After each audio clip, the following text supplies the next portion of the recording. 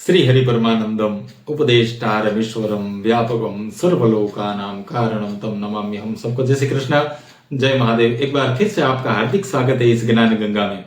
आज हम उस दिव्य ऊर्जा के स्पर्श में प्रवेश करने जा रहे हैं जो केवल शक्ति नहीं देती बल्कि संरक्षण, ज्ञान और मार्गदर्शन भी प्रदान करती है। आज हम बात करेंगे उस साधना की जिसे तंत्र का मुकुट कहा जाता है। वो है काल भैरव साधना। भक्ति, शक्ति और ज्ञान तीनों का यह संगम है। तो आज का जो विषय है वह है भैरव तंत्र रहस्य और भीषण भैरव सागर। इनके लेखक योगीराज यशपाल जी है। इनका प्रकाशन रणधीर प्रकाशन हरिद्वार से प्रकाशित हुआ यह ग्रंथ है। भैरव तंत्र के अधिपति और ज्ञान के प्रकाश। आम धारणा में भैरव का स्वरूप केवल कठोर या उग्र माना जाता है, लेकिन शास्त्र कहते हैं भैरव का मूल स्वरूप करुणा, प्रेम, संरक्षण और ज्ञान है। भैरव देव का प्राकट्य भय के लिए नहीं बल्कि भय को समाप्त करने के लिए हुआ है। वे उस गुरु ऊर्जा का प्रतीक है जो साधक को अज्ञान से ज्ञान, ब्रह्म से सत्य, अशांति से स्थिरता की ओर ले जाती है। कहा गया है भैरवो ज्ञान मार्गस्य दीपः, अर्थात भैरव वह दीप है जो साधक के जीवन में ज्ञान का प्रकाश फैलाते हैं। भैरव देव अत्यंत सरल है और अपने सच्चे भक्तों के रक्षक है।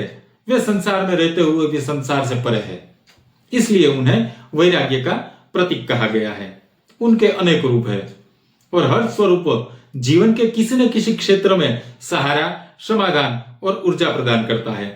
उनमें से कुछ स्वरूप जैसे असितांग भैरव है, कपाल भैरव है और क्रोध भैरव है सिर्फ नाम से ही यह उग्र प्रतीत होते हैं, पर वास्तव में यह मन की शुद्धि, नकारात्मक ऊर्जा से रक्षा और आत्मबल से जागरण के प्रतीक है। शास्त्र कहते हैं भैरव कहीं दूर नहीं है, वे हर उस स्थान पर है जहां श्रद्धा, भक्ति और समर्पण है। उनकी साधना बहुत कठिन नहीं है बल्कि सरल, सहज और अनुभूति आधारित है। और सबसे सुंदर बात, भैरव वही देते हैं जो साधक के जीवन में सही समय पर सर्वोत्तम होता है।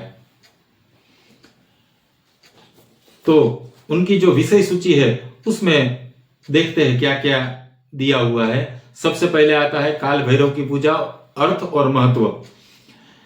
काल भैरव केवल देवता नहीं, वे समय के संरक्षक है। उनकी पूजा का उद्देश्य बाहरी चमत्कार नहीं बल्कि भीतर के अज्ञान, भय और अहंकार का अंत है। काल भैरव साधना शास्त्र कहता है जो मृत्यु को जान लेता है वह जीवन से नहीं डरता। पूजा में मुख्य तत्व दीप, त्रिपुंड भस्म, तिल, धतूरा, यह सब उनकी पूजा का जो क्रम दिया हुआ है वो यहाँ पर हमें पूरा प्राप्त हो जाता है। साथ में उनकी जो तांत्रिक विधि है उनका भी क्रम यहाँ हमें प्राप्त होता है। फिर आता है प्राच्य तंत्र शास्त्र में भैरव का स्वरूप और उनका दर्शन। तंत्र कहता है भैरव चेतना का वह रूप है जहां मैं और मेरा समाप्त हो जाता है। इनके 3 स्वरूप माने गए हैं। इसमें सबसे पहला आता है सौम्य भैरव, फिर आता है उग्र भैरव, फिर आता है परम भैरव। उनका अर्थ और ऊर्जा भी यहां हमें इस प्रकरण में प्राप्त हो जाती है। भैरव का स्वरूप केवल मूर्ति नहीं, एक अनुभव है, एक स्थिति है, एक जागृति है। फिर आता है भैरव साधना का रहस्य। भैरव साधना में गुरु, विधि और नियमों का पालन अनिवार्य है। बिना गुरु की अनुमति लिए, बिना दीक्षा लिए, बिना शुद्धि, बिना अनुशासन यह साधना नहीं करनी चाहिए।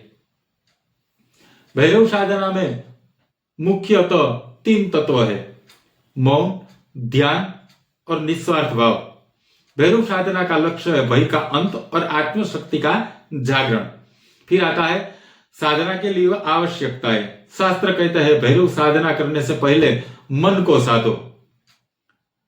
साधक के लिए आवश्यक है वह सत्यनिष्ठा हो, संयम हो, रात्रि जागरण, विशेषकर कृष्ण पक्ष की अष्टमी यानी कालाष्टमी, मंत्र की शुद्धि, स्थान की रक्षा, यंत्र, कवच और रक्षा मंत्र। फिर आता है पूजन के पश्चात भैरव तंत्र साधना। पूजन के बाद साधक धीरे धीरे मंत्रों और ध्यान की क्रमिक प्रक्रिया में प्रवेश करता है। या उनके हमें मंत्र भी प्राप्त हो जाता है कि आपको कौन कौन से मंत्र लेकर इस साधना की जो क्रमिक प्रक्रिया है उसमें कैसे प्रवेश करना है, उसका भी यहां हमें विस्तार से वर्णन प्राप्त हो जाता है। फिर आता है अष्ट भैरव रहस्य। तंत्र परंपरा में अष्ट भैरव चेतना की 8 अवस्थाएं है। यह ब्रह्मांड की रक्षा के 8 स्तंभ है।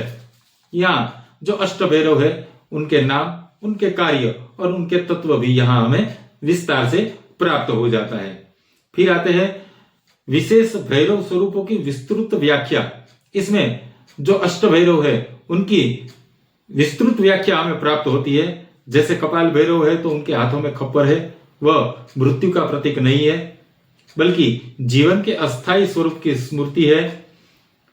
साधना, कपाल, ध्यान, भस्म और स्मशान तत्व, इनका फल दिया हुआ है भयनाश, मृत्यु ज्ञान, अद्वैत अनुभूति।